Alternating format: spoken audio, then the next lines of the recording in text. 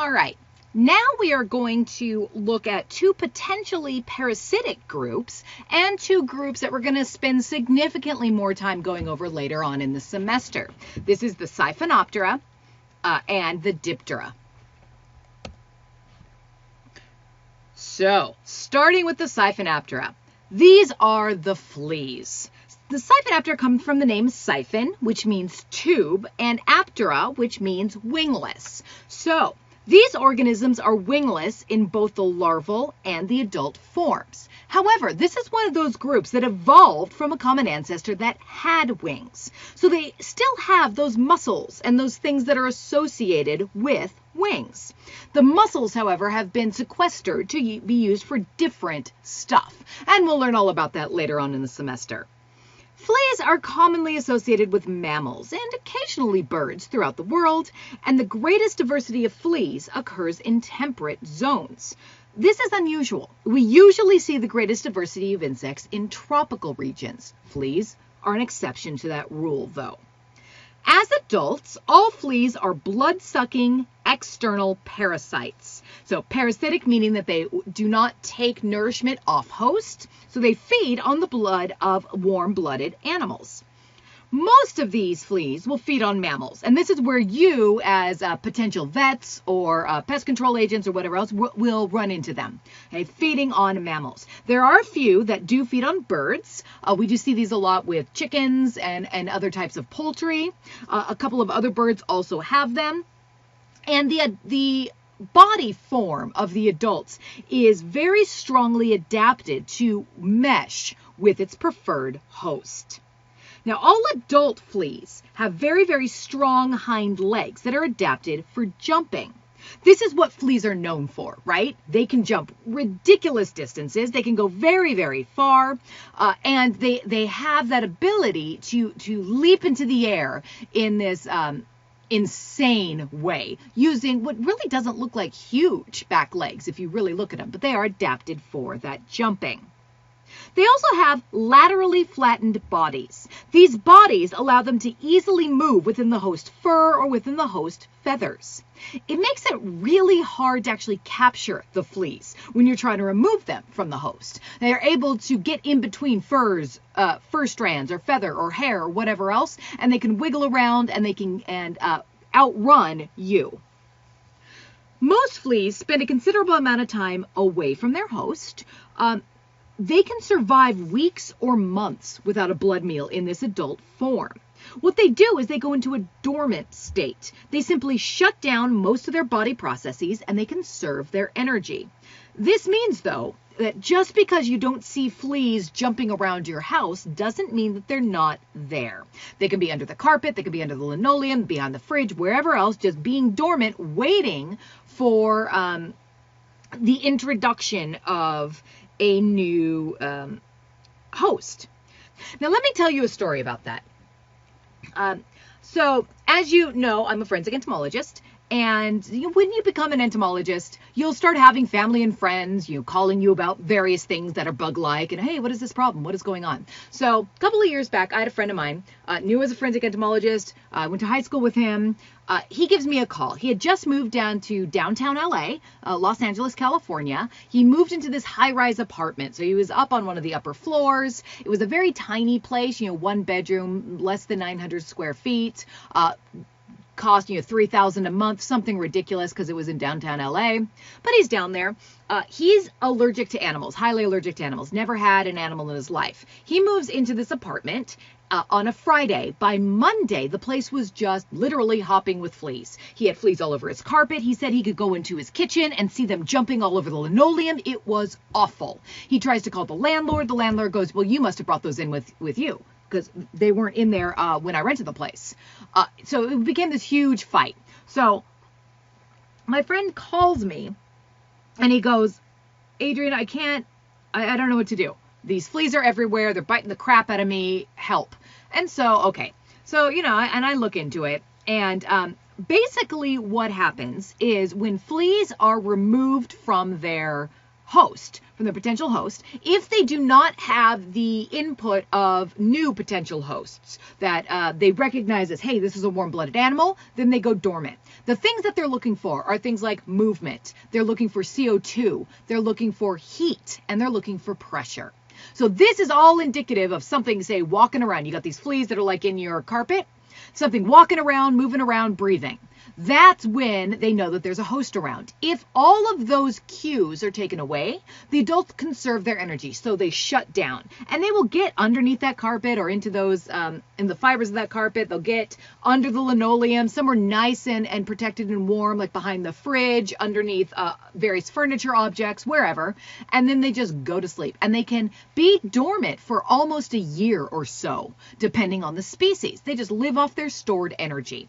Now, once they go dormant, it takes them a little while to reactivate, so to speak. And they reactivate in response to a lot of movement, a lot of pressure, a lot of CO2, and a lot of heat. This is indicative of a new animal coming into their area. And if you think about being under a carpet, being dormant, that movement, that pressure, that's going to be indicative of an organism walking over them, right? Or lying down near them. That CO2 and heat, it's a warm-blooded animal. Excellent. That's when they start to reactivate. And it can take them about 48 hours to go from being fully dormant to being ready to jump around, grab onto you, and start feeding. So my friend moves in on a Friday night. He's got about 48 hours of moving his stuff around, walking around that carpet, tiny place. There were fleas that were already in that house. So knowing this, we can go to that landlord, tell this landlord, no, actually, he's never owned a pet. We can prove it. He's highly allergic to them. No way he had fleas. He didn't have fleas in any of these other places. And these fleas will go dormant and they will reactivate within 48 hours. So the fact that they were there on Monday when they were not there on Friday, that's indicative that they were in the carpet.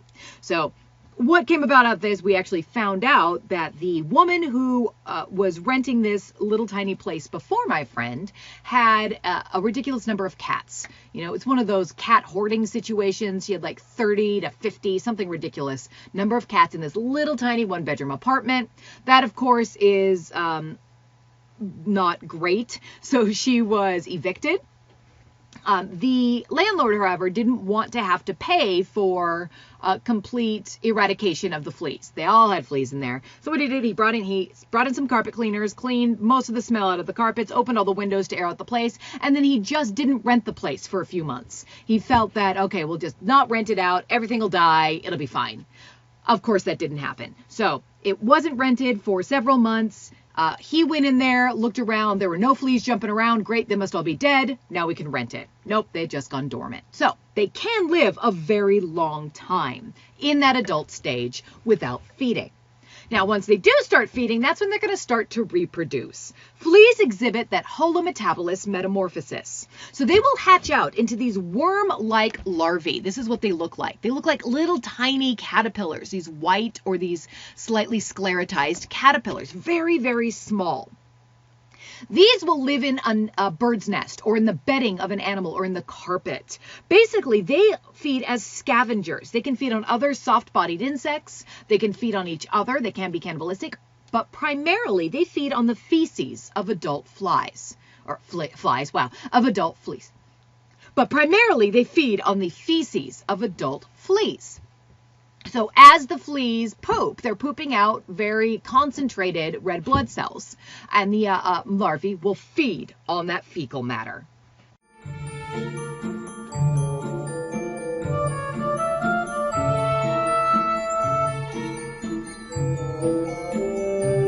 Quick, look. This is a real live flea circus, and you can see this one pulling along this tiny chariot. There are very few circuses like this these days.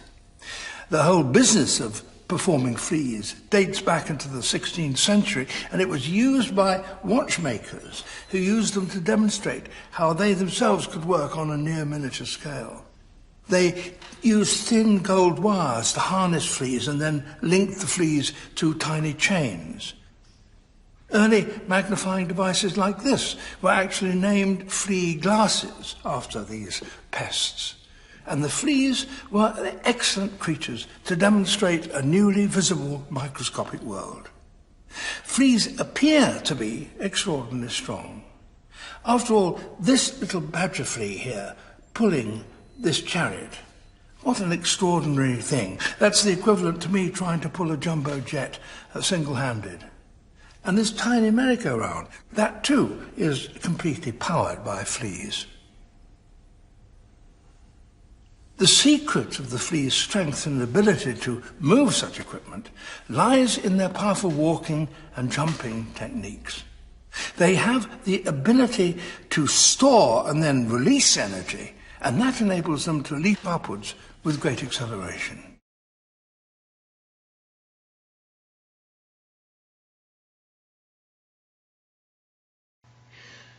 Now, the Diptera. The Diptera are another group that we're going to spend a significant amount of time going over later in the semester, so this is just a very brief overview.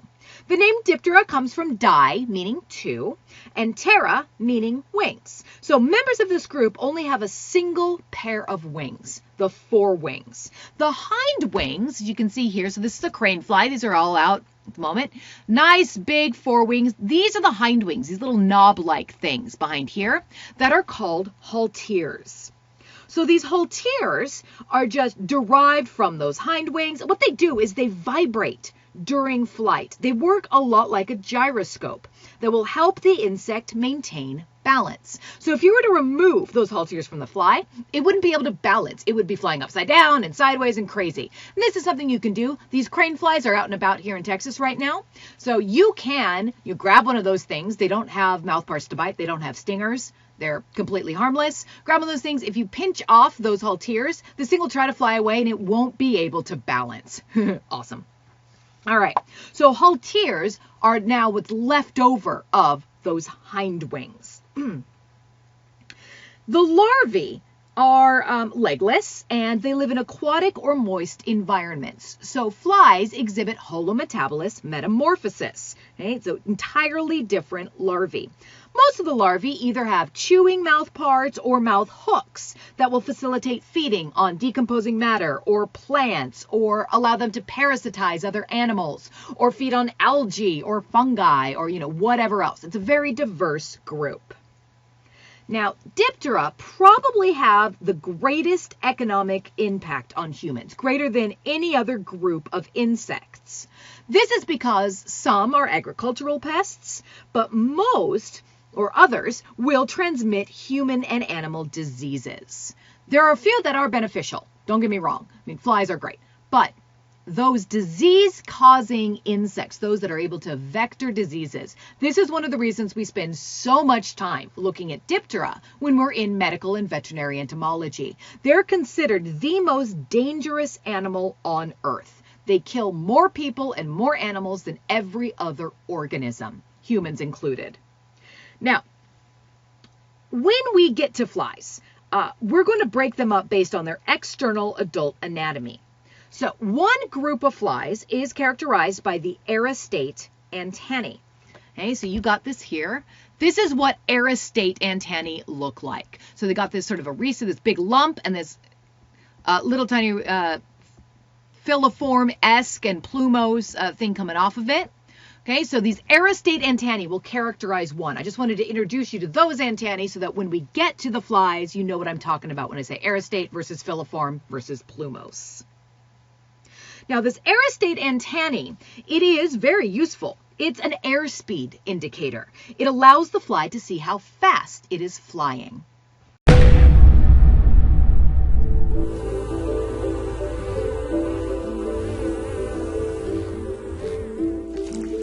Flies love to feast on putrefying, decaying flesh with a side of dog poop. There's good reason to swat a fly off your food.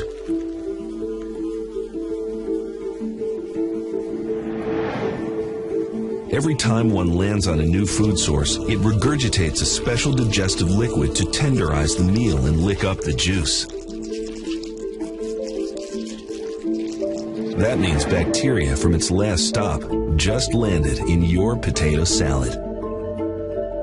Flies can eat anything from filthy garbage to filet mignon.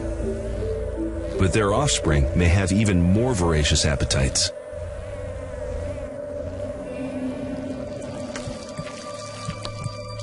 maggots.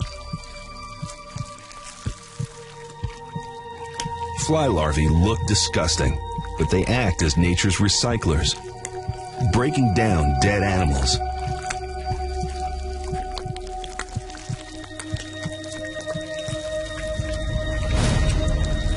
After just a few days of gorging, the maggots retreat into a pupa, the end stage of a life cycle that goes from egg to adult in as little as a week. If only human teenagers grew up that quickly. Okay, that was just the very basics on these two orders. We'll go into them in much more detail later on. So with that, let me know if you have any questions.